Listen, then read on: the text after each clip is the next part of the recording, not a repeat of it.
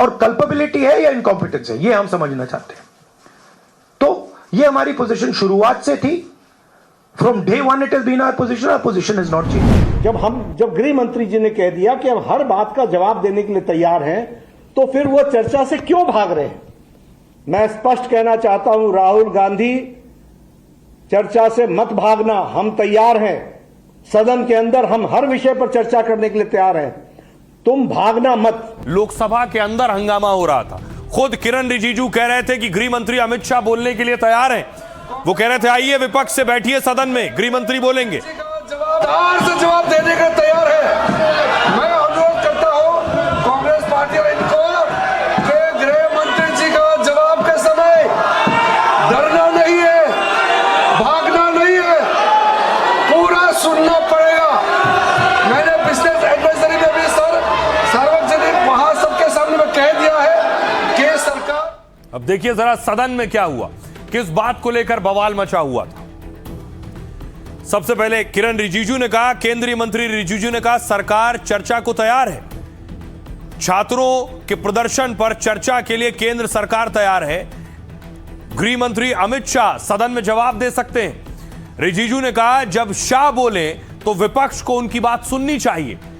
उन्होंने कहा एक एक बात का जवाब दिया जाएगा, लेकिन जब अमित शाह बोले तो फिर विपक्ष हंगामा ना करे। गौरव गोगोई ने कहा कि पार्टी की मांग को फिर दोहराया। गोगोई ने कहा कि सरकार ने साफ नहीं किया है कि गृह मंत्री कब जवाब देंगे। साथ ही अयोध्या चढ़ावा चोरी पर सरकार ने स्टैंड साफ नहीं किया है। वहीं अखिलेश ने राम मंदिर चढ़ावा चोरी पर चर्चा की मांग की। अखिलेश ने कहा सरकार सवालों से भाग रही है, जवाब क्यों नहीं देती।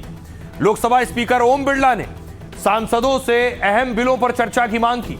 संसद का मानसून सत्र 20 जुलाई से चल रहा है। 13 अगस्त को मानसून सत्र खत्म होने वाला है। 3 हफ्ते के दौरान लगातार हंगामे से कार्रवाई बार बार स्थगित हुई। एंटी पेपर लीक बिल पर बहस के अलावा किसी और मुद्दे पर चर्चा नहीं हुई। सरकार की तरफ से आज 4 बिल पेश किए गए, लेकिन एफसीआरए और परिसीमन बिल पर सस्पेंस बना हुआ है। सूत्रों के मुताबिक सरकार एफसीआरए बिल को जेपीसी को भेज सकती है। सवाल यह है क्या इसके बदले परिसीमन महिला आरक्षण पर बात बन गई है। डीएमके सहित कई पार्टियां इस बिल का विरोध भी कर रही हैं। सरकार एफसीआरए को जेपीसी में भेजकर परिसीमन पर डीएमके का समर्थन चाहती है। सुनिए सियासतदानों को क्या कह रहे हैं। क्या संसद का गतिरोध खत्म होगा? वक्त बहुत कम बचा है।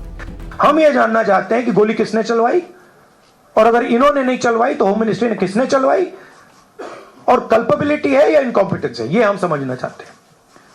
तो ये हमारी पोजीशन शुरुआत से थी। From day one it is been our position is not change. जब गृह मंत्री जी ने कह दिया कि हम हर बात का जवाब देने के लिए तैयार हैं, तो फिर वो चर्चा से क्यों भाग रहे हैं?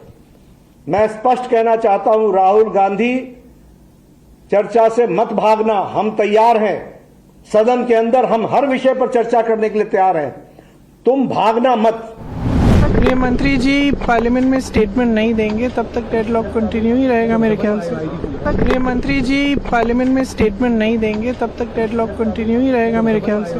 गृह मंत्री जी डिटेल पूरे घटनाओं का बहुत डिटेल में जवाब देने के तैयार है, फिर राहुल गांधी जी भाग रहे हैं। मैंने इसलिए सदन में कहा कि भागना नहीं है, डरना नहीं है, क्योंकि आप आरोप लगा करके फिर भाग जाते हो, ये लोकतंत्र में सही नहीं है। आपको फेस करना होगा। सरकार और विपक्ष इस बात पे पहले दिन से कि होम मिनिस्टर का स्टेटमेंट आ जाए, सरकार का स्टेटमेंट आ जाए, लेकिन सरकार तैयार नहीं है। जब 2 दिन बचे हैं, अभी भी सरकार के पास समय है कि दोनों विषय पे चर्चा कर ले। अब देखिए प्रदर्शन एक बात को लेकर और हो रहा है, वो है एफसीआरए बिल।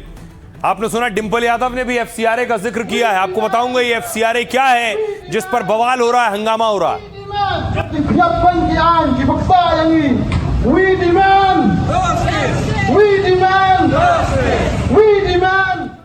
अब देखिए एफसीआरए क्या है, बहुत कम लोग जानते हैं कि उन्होंने नाम सुना है, एफसीआरए पर बवाल हो रहा है, लेकिन आखिर क्यों हो रहा है?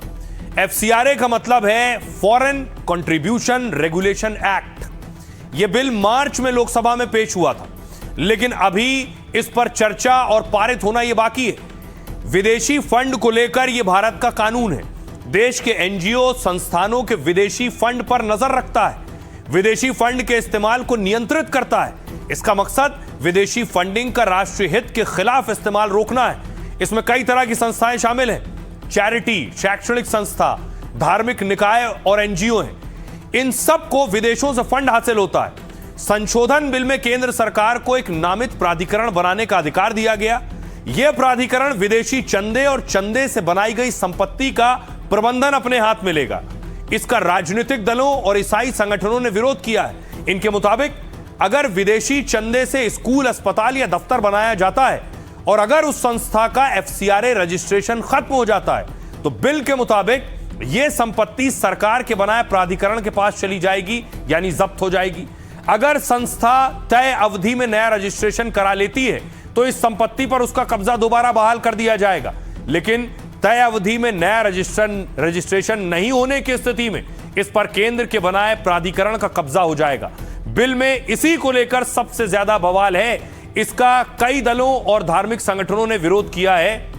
इनको डर है विदेश से पैसा लिया, हमने संपत्ति जुटाई, इमारतें बनवाई, उसके बाद अगर रजिस्ट्रेशन फिर से रिन्यू नहीं हुआ तो फिर उनकी जब्ती हो जाएगी। इस बात का विरोध है। सुनिए क्या कह रहे हैं। यार, जहां ये एफसीआरए बिल लेके आ रहे हैं तो हमारी मांग है कि सरकार बताए कि क्या आरएसएस संगठन रजिस्टर्ड है कि नहीं है, और उसको चढ़ाने के लिए कहां से पैसे जाते थे। कहीं ये दूध का दूध, पानी का पानी का जो राज है कहीं इसी में तो नहीं छुपा हुआ है। एफसीआरए के ऊपर बिल लाने का कारण यही है कि लगातार इस देश के अंदर एफसीआरए का उपयोग करके कुछ संस्थाएं पैसा ला रही है और उस पैसे का उपयोग देश विरोधी गतिविधियों के लिए किया जा रहा है। जो अच्छा काम करते हैं उनके लिए इस बिल में कोई अड़चन नहीं है, कोई तकलीफ नहीं है। देखिए, सरकार तानाशाही करना चाहती है।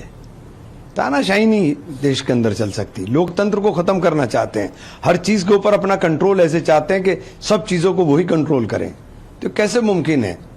हमारा लोकतांत्रिक देश है, लोकतांत्रिक देश में इस प्रकार से बर्दाश्त नहीं हो पाता। मुझे लगता है कि एसपीआरए बिल भी आना चाहिए और डिलिमिटेशन बिल भी आना चाहिए और ह्यूमन रिजर्वेशन बिल भी आना चाहिए। लेकिन अभी इस सत्र में मुझे लगता है कि ह्यूमन रिजर्वेशन बिल और डिलिमिटेशन का बिल आने की संभावना नहीं।